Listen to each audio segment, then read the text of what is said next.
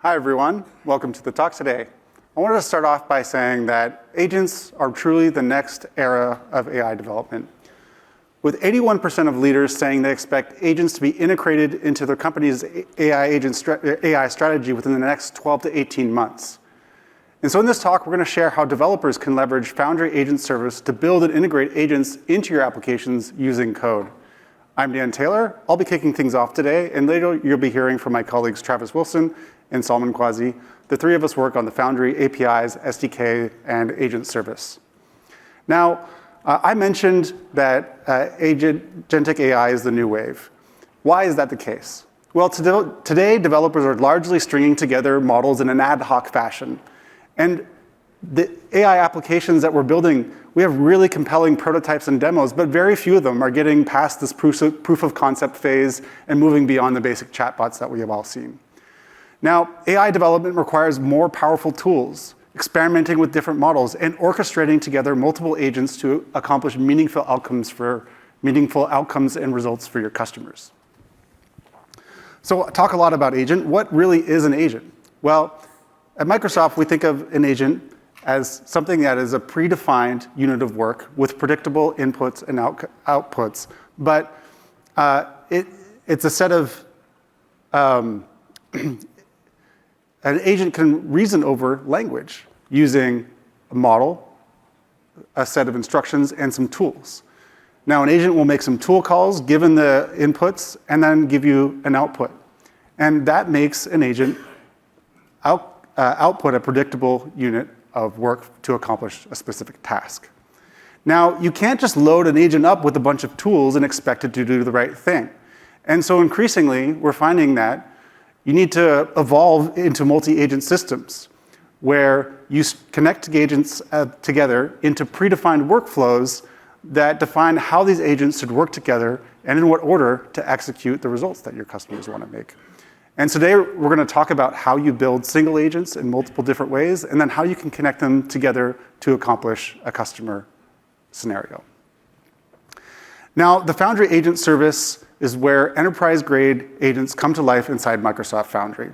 We announced this a year ago at Ignite, and this year at Ignite, we have a bunch of new capabilities in the agent service that will help you build the powerful solutions that you need to build with AI. A few different things I want to highlight is that the agent service is open by design. We support any framework or protocol, including A2A. We have activity protocol, MCP support. We support popular frameworks like Agent Framework, LangGraph, popular programming languages like Python, C#, TypeScript, and Java. And you can connect your agents together with intelligence everywhere. Agents now have memory, knowledge, access to over 1,400 MCP-enabled connectors. With enterprise-grade trust and reach, agents can be deployed securely, governed by Microsoft 365 compliance with Entra-based identity.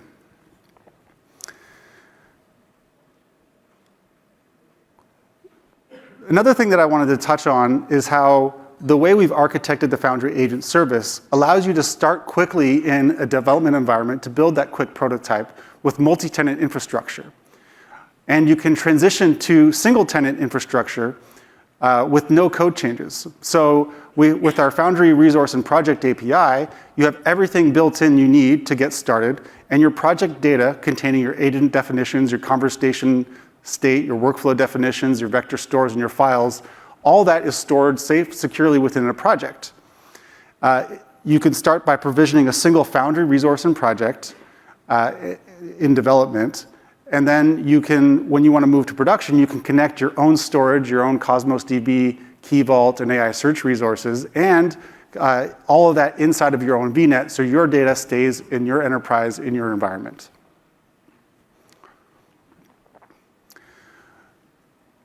As more agents are deployed across your organization, it's absolutely critical for management and oversight to be centralized. Our newly announced Foundry Control Plane is also your destination to manage, observe, and govern your agent fleet. You can evaluate your agents in your local dev environment, debug and optimize them in production, and gain fleet-wide visibility control as you scale out. And this is all built into Foundry and the agent service. A few of the key things that we're announcing in our control plane, or a few of the key capabilities we have, is we have generally available evaluators coming for a wide range of models, agents, and tasks with the ability to run evaluations locally and in the cloud. We have tracing, monitoring, and alerting. And we also have our AI red teaming agent, which helps determine if your systems are secure against potential attacks. So I wanted to talk briefly about a customer story with BMW, who turned massive test fleet of telemetry into a conversational workspace where engineers ask questions in natural language and receive charts, explanations, and correlated signals back in minutes. This cut their analysis time by up to 12 times, reducing their reliance on specialists and accelerating their validation cycles, raising engineer throughput and lowering their cost per test iteration. Now, how this works is a governed agentic layer orchestrates the retrieval and reasoning over their telemetry and documentation to deliver fast, explainable results. And this is just one of many successful customer stories that we've had with our Foundry Agent Service. So, as I mentioned, this is a talk about building with code. And so I wanted to switch over to how we get started building with agents. And one of the things I wanted to say is that depending on where you start, you might come into the agent service from many different ways. I'm going to first talk about, if you're starting fresh, brand new, how you start building agents in the portal and then running them from code, because we believe this is the best way for you to get started exploring the agent service. So I'm going to go ahead and flip over to my demo laptop here. So here I am on ai.azure.com in the Foundry portal, and I'm here within my project. Now, I mentioned that's the place where you put all of your data for your agent to run. The first thing I want to highlight is the models that we have available for the agent service. So if I click over onto the Discover tab over here, I can see our model catalog. And if you expand these capabilities here, you can check to see that we have 41 popular models supported in the Foundry Agent Service across several different model providers. Now, if I head on over to the build experience, I can head on into our agent builder, where I've built this first GitHub agent where I'm connecting to GitHub via an MCP tool. Now, how this works is I just simply go to this agent builder and I click Add a New Tool. And you can see the wide range of tools that we have available to you.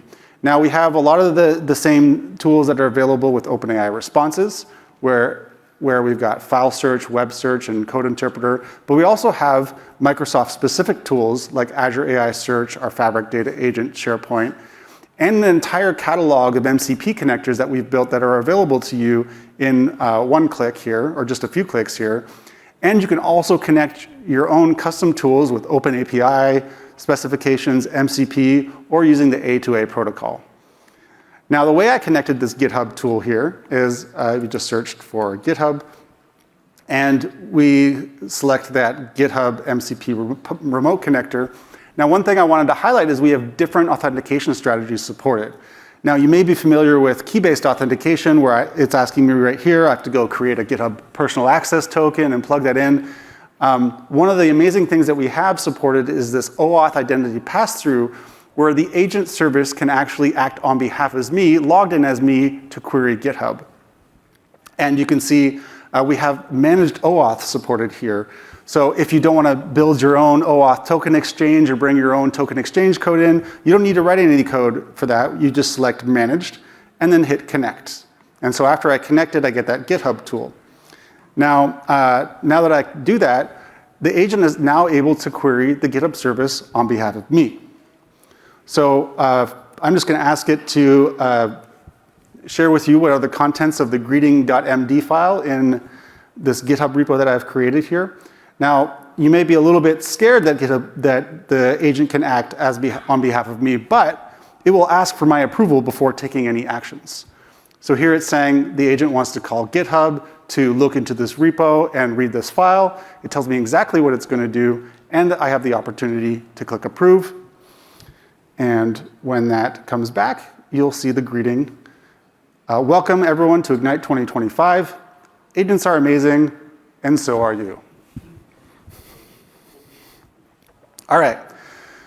So that's creating an agent in the portal. You can see how I can quickly experiment with adding different capabilities. I'll add a few more in a minute. I wanted to get into the code. So if you want to get into the code for running the agent, you click on this code tab here, and you'll get the exact code that you use to now call this agent from your application. Now, one thing you'll notice is that this is using the OpenAI client with the Responses API. So all of the agents in Agent Service can be called using the OpenAI SDK and the Responses API protocol. This is a very powerful API, and we're building on top of it and extending it to provide Microsoft-specific capabilities. But anywhere that you're using OpenAI responses, you can use the Foundry Agent Service. Now, you can click this Open in VS Code button here to get a pre-built code environment to test out these code snippets. So this loads up and installs all the dependencies, so you don't need to spend time configuring your environment variables and your requirements. And it gives me a Python script ready to run to test out this agent. So let me just pop open the terminal, and I'll run that right now. So this is going to use that code, so you can actually test out and make sure that the code works before you bring it into your local development environment.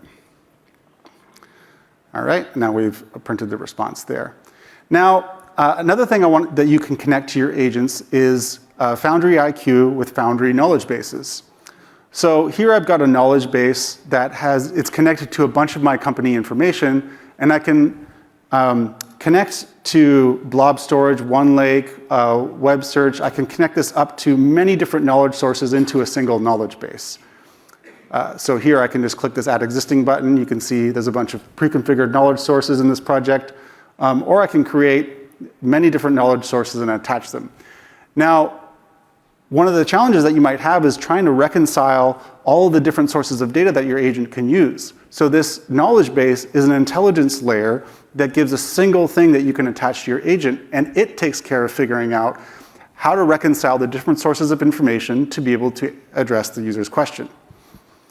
So here I've connected that knowledge base into the knowledge tab here, and I could just say something like, can you tell me about your HR policies? And that will load up there. Now, I mentioned that we can run this from code. So while that's running, I'll just pop over to, I've got this run agent.py in my local development environment where I've got that responses API code there.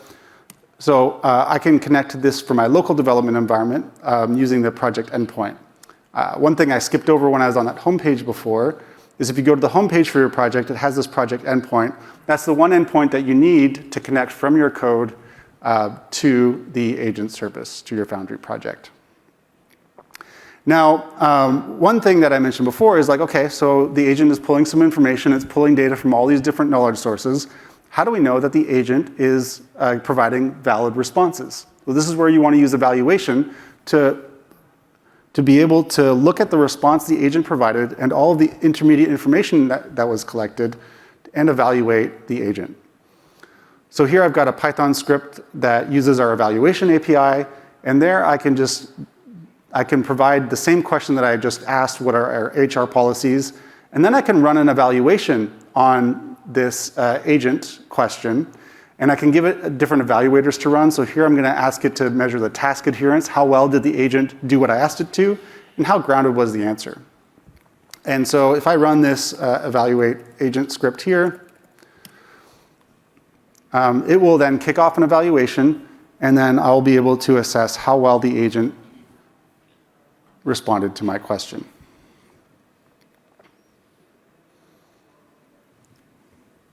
We'll give that a second to run.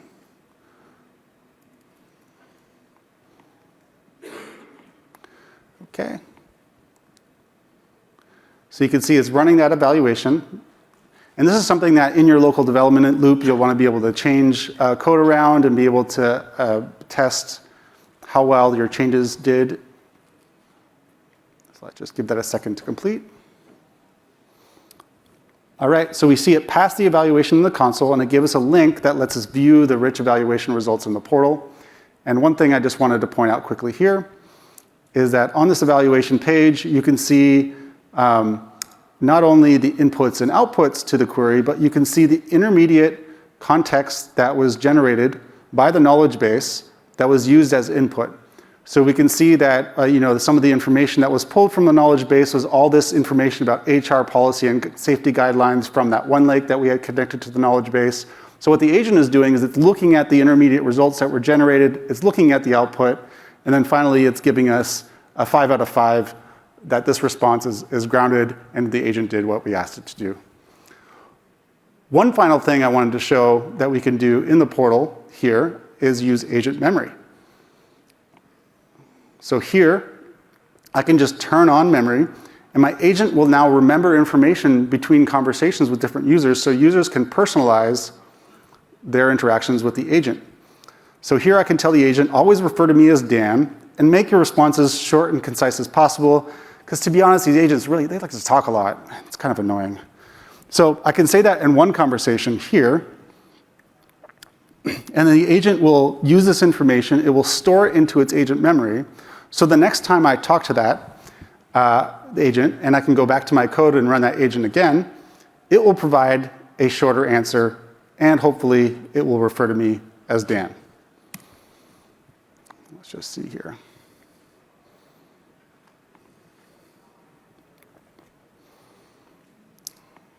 Let's give it a second to run.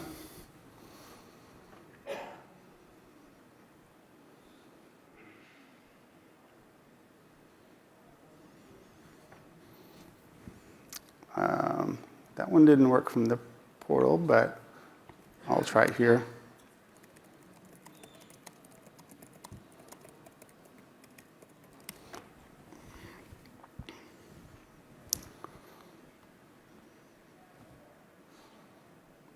Give it 1 second. There we go. It says Dan, Java's HR policies are, and a much more personalized and concise response. OK. So that was a quick overview of how you can build agents in the portal and then run them from code, including how you evaluate them and attach them to MCP tools, knowledge bases, and memory.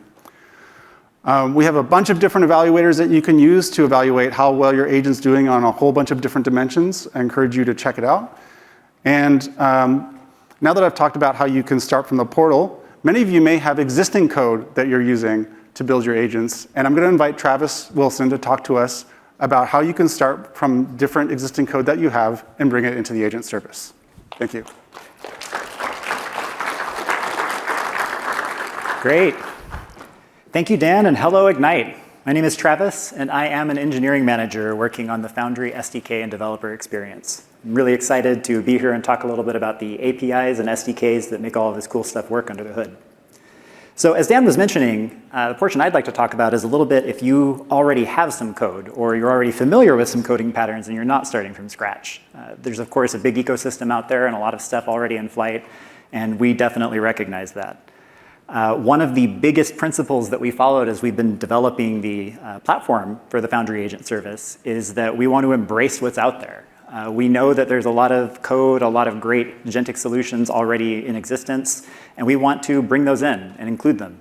We don't want you to have to rewrite your code, and we know that things are moving way too fast to rewrite everything and have to maintain parallel code bases nowadays. That's impossible. So we'll walk through a few of those parts. But first, just to talk a little bit about that choice to have everything build on top of the OpenAI Responses API. This is something that's very thought-provoking for many people sometimes. We're not making any statement about model selection or model providers. We, of course, have a partnership with OpenAI, but we love all of our model providers, if you didn't see the news about Anthropic yesterday. OpenAI Responses API is fantastic because it's such an extensible and powerful API that's already so prevalent in so many places. So when we build the Foundry Agent Service and the new agents on top of responses, we're taking that common base and then adding in all of those rich capabilities as a layer on top of it. What that means is that you can actually take the code that you already have running on an OpenAI Responses compatible endpoint, and it will just work on Foundry Agent Service. And we'll see a little bit more of that in just a moment. And you can see that this isn't just snapping to some of the latest API structure. There's actually some real tangible advantages. If you're familiar with any of the coding patterns from the prior Assistance API or some of the previous revisions of our agent service, you'll know that there was some extra stuff you had to think about. You needed to manage separate threads and messages. You had to create runs, and runs had run steps and details. There were these separations with tool resources versus the tool definitions, and it created quite a bit of extra stuff that you had to consider that wasn't really what you were most interested in for your business logic. The migration over into responses simplifies a lot of that, because the response object itself actually encapsulates all of these as just items. There's, of course, tons of details to jump into here, but you can see from the side-by-side that it's a much simpler thing to deal with. One other thing to call out about this code on the right side is that you can see that's, again, as Dan was mentioning, using just the OpenAI client library. There's no extra code involved, which means all of the newer OpenAI features and capabilities, fixes, and release status automatically propagate for any of the solutions there. So even though the agent reference has to show up as an extra body parameter in there, that comes with the benefit of actually having it just be built on top of the ecosystem that's already in place. Now what this means, of course, as I mentioned, is that all of your responses code, if you have any, is already Foundry Agent Service code. I know that chat completions is still far and above the thing that we're most familiar with. But if you have any of that code, you're probably already under a lot of pressure to migrate your code over to the Responses API, because that's where all of the newest models and features are arriving. The good news, though, is that if you're already migrating chat completions to responses, you've basically already migrated it to Foundry Agent Service as well, because we just compose our new features seamlessly on top of that.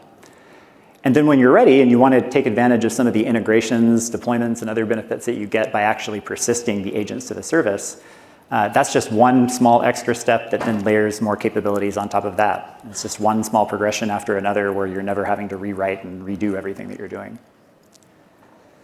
Now, I know code is a lot more interesting than having to just deal with PowerPoint slides all day, so I'm very excited to jump into some code here. I'll switch over to that right now. All right, so just as an example of some code that you may start with, I pulled up as a starter just some of the documentation that there is for OpenAI responses, in particular the code interpreter and file search tools. If you use these before, this probably looks very familiar, where you have a code interpreter, you have to provide a container, some instructions for it to do. In this case, it's a math problem. Similarly, if I go over to file search, you have to provide it a vector store that has some files that you've uploaded that it can actually get data from. And then what I've done is I've migrated that over into one piece of code. Quick aside, programming language support. If this is a shock, then I didn't want to be too much of a shock. We love our Python developers. Of course, Python is first and foremost in our mind, but we love all of our developers. So I'm going to show some .NET code, and you'll see some .NET things in here. We also do Java and JavaScript. We really want to embrace not just the APIs and agents and models, but also the programming languages that everyone uses and already has in place. But this is a direct, straightforward conversion using just the official OpenAI client library for .NET. All this is doing is just creating that same code interpreter and file search tool. I'm using some files that I had previously uploaded, just to flash over that very quickly, just some contrived markdown files with some fake business data for Zava and the products that they have. And then with that vector store, I'm asking it to just give me a little analysis of the profitability. Now, this is still just with the OpenAI official library running that there. I'm just going to run that live so that we can see the kind of output it gets. But this is just the baseline demonstration with GPT-5.1 of what we get when we're using the file search and code interpreter tools to answer a question that's using that data. So you can see that it's actually calling the file search tool, and it's calling code interpreter as we'd expect. And then when the response comes back, it's going to be informed by that data to actually give a little bit of analysis. So here we can see, yep, GPT-5.1 is saying that profitability is strong and slightly improving, overall profits rising. OK, great. And that's definitely some interesting citation stuff in there. Not formatted very well, but it's something we can go down into. Well, that's nice. But what if I want to now actually run this on Foundry Agent Service? For the next step, this is the file that's converting it. And I left a comment here at the top because this is really the only thing that's changing in the entire file. It's just the constructor that I'm using, the initialization of the client in whatever programming language that you're doing, so that it's using a specific client for the Foundry Agent Service that just connects to the endpoint and has some of the extra things enabled. All I had to do is just replace that one block, and then the rest of the code from there on out in terms of the options and the actual logic that's doing the streaming, instructions, inputs, all that's exactly the same. The only one other callout that is worth noting, though, is in the process of moving it. You may have noticed, let me get that there. You may have noticed I changed the model. In here, I was able to immediately switch over into what we call an ephemeral agent reference. Ephemeral agents being one that's not persisted, Or I'm telling it, hey, I don't want to use GPT-5.1 for this side of it. I want to try using Claude Sonnet 4.5 from Anthropic. And that's all it took to switch the model over. There is no native support with Sonnet to be able to go and use the responses API, but the Foundry Agent Service just lets you swap that right in. So now if I run that, we'll see it looks very, very familiar because it's doing all of the same things. I didn't upload the files separately. I didn't configure the code interpreter separately. It's using all of the same resources and all of the same configuration. You can see it's saying, yep, I'm using a different model here. Sonnet is doing the query a little bit differently because it had a preamble with what it was doing in the response. But it's still invoking the same file search tool. It's going to invoke the same code interpreter tool. And we'll see that all come back. And the part about this that's fun is you can actually see that the models can have different opinions sometimes. The first one, GPT-5.1, it looked at the data and said, oh, this is great. This one, it's actually more positive than it was when I was running it earlier, but it's much more pessimistic. I don't know if Sonnet just doesn't like Java as much and its business trends, but it has a different opinion. And that's one of the really powerful things that you get when you get the expanded model selection is you can actually see the differences that you get from some of the leading frontier providers, and it's very nice to see that in action. Now, all of that so far hasn't been using a persisted agent. The next step to be able to start getting some of the great rich features that you have is to actually use an agent. And fortunately, doing that is very easy as well. This is a little code snippet that's now just using the Foundry SDK project client to go ahead and persist some of this into an agent definition.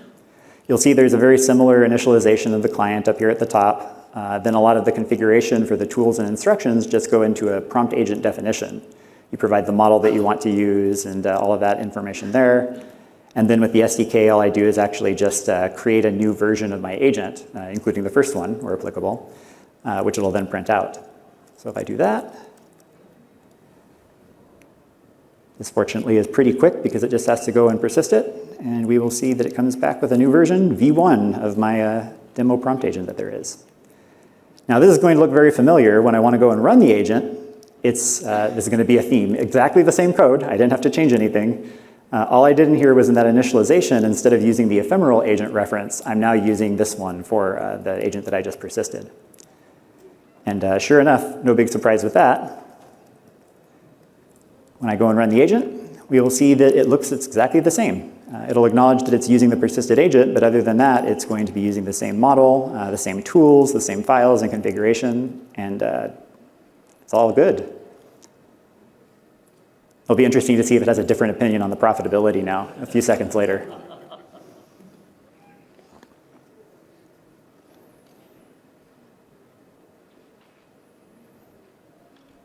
No, it's still slight upward trend. All right. It's having a good afternoon. Thank you, Claude. I appreciate that. Now, you may be asking why. Why persist this? What do I really get for that? That's great that you could move it over into another file and upload it to a service somewhere, but why would I want to have an agent when it works just fine when I didn't have one? Well, there are a lot of reasons, but I'll just show a couple of them because it's actually pretty neat. If we go over into Foundry here, let me get the right one open. This is that agent that I just created. Name hopefully looks familiar with that long string that there was. And you can see it has the model selection, the instructions I was using, and then of course, as a result of having it published here, I can now interact with it in the playground. I could go up here and publish an interactive preview of the agent. That's a more representative experience for just a standard chatbot. But I could also even come up here and publish it to make it available on Teams and in 365 Copilot. One of my favorite things, though, is that you can also get immediate integrated tracing information. If you just click up here on top. And this will actually give you a breakdown of all of the responses that have been coming in with a lot of filters and things that you can do. And if I click through on one of these traces, we can see that I actually get a lot of good information about what was actually going on. I can see the total runtime up here that there was. I can see over on the right side how there's actually the OTel spans that are going to be emitted. And one of my favorite things is you can actually even see in here that each one of the steps breaks down the runtime and token consumption. So you can diagnose some of the bottlenecks that you may have. Not all of that is possible using just the API by itself because some of this is being done by the agent service on its own. And if you've worked with manual client-side telemetry before, you know it can be a bit of a pain to get all those views coordinated. So having this all pulled together just in one place, just by virtue of publishing it to the service, is already a really cool value add. Now, the next thing, though, that you might be wondering is, OK, that's great if I am just migrating some responses code. What if I already have an agent? That's where the hosted agent story comes in and really makes things nice. You've probably seen a little bit about those already, but I'm just going to show one example here. So from our samples repository, this is a very simple just demo agent that there is. It's a calculator, but it's implemented, as you can probably see here from the imports, using LangGraph. So this is a Python file implementing a LangGraph agent, and then down below, all it's doing is just defining some tools specifically for multiplying, adding, subtracting, just basic operations there. So now if I go back into my terminal, what I'm going to do is use the Azure Developer Command Line, or AZD. It has an agent extension. We can use that if I actually just type in AI agent init, and then provide a link to the configuration YAML file in that same GitHub repository that we were just looking at. This will just very easily provision everything that I need and prompt me for some of the actual options that there are about what kind of model deployment I want to use, the model I'm using. It'll even go through and actually let me configure the container that I'm running it in. And I'm very glad it suggests these things because I have no idea how many replicas I would want. And then all it says is, OK, great, now I can deploy it by doing azd deploy calculator agent LG. And then what it does, all the magic behind the scenes, it actually packages it up, it runs the Docker container, it does all the provisioning, the steps that are needed, and it will push it to the service on my behalf before registering it as an agent and starting the container so it can be registered. Now this takes a few minutes, so I'm going to do the cooking show thing where I go to another copy of it. But if we go and look at some code, you're going to see the theme again. Same stuff here. It's exactly the same responses initialization, the same streaming output. The only difference here is now I'm referring to the calculator agent LG that I just packaged up and deployed using the AZD CLI. And let's see that in action really quickly. Here, the query I'm giving it is just a very funny short math question of adding and multiplying things. And we can see, sure enough, these are actually the tool calls that came from LangGraph, that file that we saw in Python. And it's giving me the proper result of 5 plus the product of 2 and 6, which is 12, being 17. Fantastic. You can do math. Our agents are smart. Now, that also incorporates, just like we saw with the previous prompt agent, the declarative one, into the playground and traces experience. And one of the things here that's really cool to call out, you can, of course, see that the container status, because it's running in a container, the LangGraph encapsulated part is it's running. But if I go into the traces for it, this still just blows me away sometimes with it. Maybe not that one, previous one.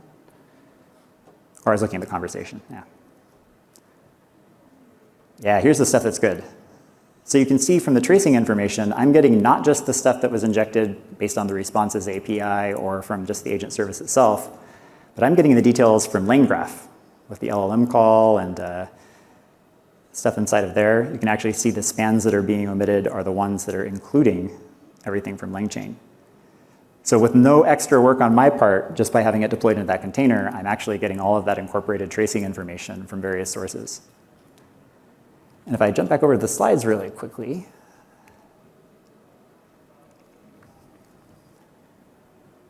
let's see. Oh. Either one. Wake up. All right, there we go. That encapsulates in a nutshell where the power of the Foundry Agent Service really is in my mind. It pulls together all of these things and lets you have it in one place. Whether it's the entire model ecosystem or you're even just looking at your agent in all of the various places that the observability trace sources can come from, it gives you one place that you can look at all of it, one place that you can act on it, one place that you can develop and iterate on it without having to go and rewrite and throw things away. So with that, that gives you a little bit of an overview of how you can get started from code that you already have. But next, I want to hand it off over to Salman to talk a little bit about how you can grow that solution into something a lot more powerful than a calculator by putting a multi-agent solution together with workflows. Thank you. Thank you, Travis. Good afternoon, everybody. Let's get started here.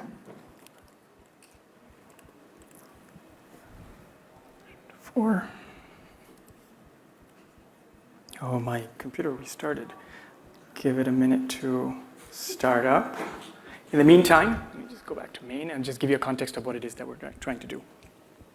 So what I'm going to try to do today as this thing is coming up is to build a real-world example using a lot of the things that you already saw, like prompt agents, workflows, and things like that, and to build a bot that can answer questions from various different topics. And to do that, I'm going to use many single agents together and chain them together into a workflow. And the workflow will be then able to answer some of these questions. So let me quickly pull this up. Here we go. All right. So I'm in the next-gen UI, as you can see, and I've got many different single agents. So let's just open up a few of them and kind of try to understand what we're doing. This is a single agent, which is aware of some documents that I uploaded before around how to help you with cloud-native software-related issues.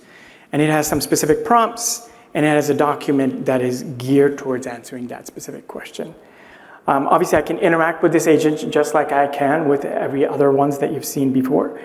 And as that has been highlighted many times before, agents have a first-class concept of versioning, which is a very key concept in order to do evaluations and observability.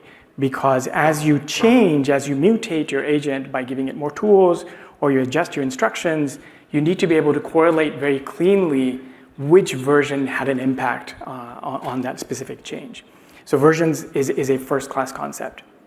The second thing I want to highlight is that all of this obviously is using the Responses API. And unlike chat completions, Responses is a stateful API, which means that we persist conversation history, agent definitions, and so on. And we, in Azure, offer uniquely the ability to single tenant all of that persistence, which means that you can bring your own Cosmos DB, you can bring your own Azure AI Search and other resources, and we will persist all of that data into that single tenant information. So you own the data, you control where it resides, how it's encrypted, how it's stored, and in fact, you can even control the network access to those resources. You can make them private network access, and despite making them private network access, we can use transitive VNet injection to be able to get access to those resources and persist data into it, which is very uniquely Microsoft. So this is one single agent. Let's open another one. I have a few other ones that are grounded on different other topics, like security, data analytics. And then separately, I have a ticketing agent that is configured to use Azure DevOps APIs to create tickets, because I want to create a pretty real-life bot, and bots sometimes will need to create tickets that humans will eventually need to look at.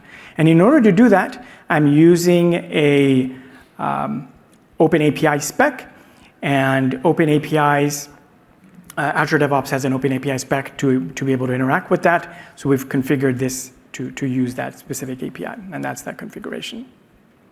Now, one thing you might be thinking is, why are these separate single agents? Why isn't all of these things in a single agent? The problem is, if you wanted to do all of the things you wanted to do, your single agent will start to get very confused and oftentimes error and not be able to accurately answer what it is that you want. So by splitting your agents into more cohesive individual responsibility, you can actually derive a lot of value over time. So now that I have this, I'm going to switch back to workflow. So I have a workflow. Now, just from a modeling perspective, workflows are just like single agents.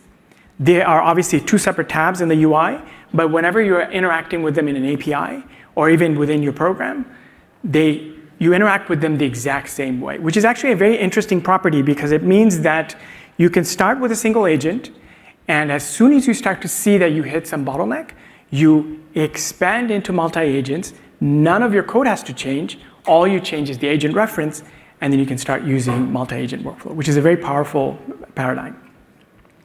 So in this case, as you can see, I've got this one workflow, but it is using all of these different single agents. So I'm going to go ahead and click into that. Collapse that down. And this is a pretty massive workflow, but I wanted to, as I said, I wanted to have something real that you would design. And we'll kind of walk through what this is doing. So first and foremost, if I go into this YAML, it's a internal specification of defining what this workflow looks like. Here, I'm using various if conditions, go-tos, and you'll also see specific parts where I'm invoking, there's this node called invoke Azure agent, and I'm invoking an agent that is called the initial triage agent. This is the first agent that is going to accept my request, and it's going to try to figure out which one of the other agents it's going to dispatch the work into. And then beyond that, I have many other single agent calls, like the ones that go into the routing agent, the ones that go into the specialized ones, for example, the ones that know how to handle platform-related issues, the ones that know how to do ticket closures and things like that. The point to call out here is that this specification, internally we're using Agent Framework, which, as you know, a few months ago was announced that it's a convergence of semantic kernel and AutoGen into a new package called Agent Framework. We are using Agent Framework in the service to run this workflow. So this is, in other words, a managed version of Agent Framework that we are running on your behalf at scale. Obviously, you could run this on your own, but this is the managed version where you could start off with very low code. The other thing to call out here is that in these nodes where I'm invoking these agents, I can, as easily as I am invoking these prompt agents, I can invoke these hosted agents like the ones Travis showed. So it is possible that under one case of your agent, you want much greater control and you want to be able to write code. You can use hosted agents using any framework like LangGraph and deploy that into the service, and instead of pointing it to a prompt agent, you can point it to a hosted agent. All right, so now that we have this set up, let's go ahead and give this a try. There's a preview button which brings up this interaction dialog box. Similar to how you would be interacting with a single agent, you can interact with this entire workflow. So I'm going to go back up to the top and say, hi there. And as I do that, notice that the workflow gets into this state where it's sort of spinning and running, and it's trying to do some work. What this is highlighting is the fact that we have the ability to checkpoint the state of this workflow entirely in a way where you can continue running this workflow under this conversation ID as you start giving it more input. So it is sort of in this suspended state at this moment. The moment I give it the next input, it starts making forward progress. All of that checkpointed data, everything that is necessary, the definition of this workflow, the checkpointing of the data, can be both multi-tenant, which is the default behavior, or it can be single tenant, where you can bring your own Cosmos DB and all of that data will be persisted in yours, and you control the data and not Microsoft. Anyway, so now I'm going to do a quick demo where I'm going to say I'm having some issues with my container app, and the pod's not starting. It's been about 10 minutes, and I'm getting image pulled back off. What should I do? So this is actually a very detailed question, and the workflow needs to figure out which agent it needs to direct that question to. But before it does that, it directed it to a ticketing agent because it needs to be able to create a ticket for tracking purposes. That is how I set this up, because I want this to track what is happening. So I'm going to go ahead and give it my email address. And as I do that, I'm going to show you this Azure DevOps that I have open on the side, which currently is empty. I'm going to go ahead and refresh this. And you should see a work item getting created here on my behalf. So this is the OpenAPI integration to create these tasks that a human can later look at and evaluate and see what's going on. So if I open this, you can notice that the right amount of context information was actually transferred over to this tool, including what the issue I was having, and no troubleshooting steps has been mentioned yet, and what my email address is. So currently it's still in to-do and it's open. Okay, so now let's go back to this workflow. So now, if I go back up, you'll notice that the if I go down here, the Cloud Platform Agent is the one that's spinning, because that's the one that picked up the work. And this is all multi-agent workflow orchestration. You're coordinating and driving it into a particular agent that knows how to solve this problem. And that workflow, because it was grounded on documents that was specialized in being able to handle Kubernetes-related issues, it's actually giving me very detailed information on what to do. It's telling me that maybe I have access issues. It's telling me on how to set the secrets correctly into the ACR, and all of those steps that are grounded from that document. I can say I tried this, but it still didn't work. Can you please escalate? So in this case, I'm actually trying to force it to get to a point where I want it to escalate to a human being. Let's try that. Didn't work again. Transfer me, please. All right, let's try this. It's trying to be very helpful. So eventually it goes into this escalation agent, as you can see in the bottom. This is the last node, which is sort of a fallback, where everything that has been attempted has been tried and it couldn't help. So now it's escalating to a human being. The escalation flow is such that it goes into an email. So we'll give it a few minutes where, yeah, there, the email's already here. And as you can see, it was emailed. It gives you a pointer to the task and what was provided and the fact that it still didn't work. So now it's up to the human to respond and deal with this ticketing item. So I hope that that showed you a flow of how we take all of these different single agents and how we connect them together into a custom workflow that brings a lot of value. While I do that, I'm going to also show you that we have this open in VS Code experience where this entire workflow, you don't have to author on the web. You can actually author in VS Code itself. And that I will reconnect because it does take a little bit of time. But in the meantime, as I was saying, workflows are nothing but single agents, and the way you interact with them is exactly the same. So that's this example. Thank you very much. I hope you enjoyed that and found a lot of value in what we had to show.